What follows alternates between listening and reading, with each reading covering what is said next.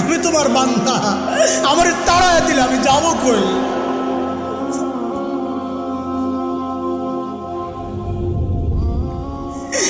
কই যাব? তুমি ছাড়া মাফ করবে কে বলো? কার কাছে যাওয়া ভিক্ষার হাত পাতবো বলো?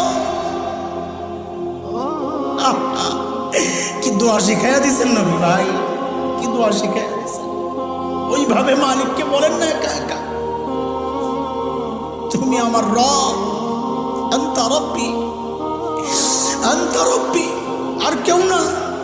পাপ করছি তো তোমারই করছি, নাফরমানি করছি তো তোমারই করছি, আর কারো করি নাই।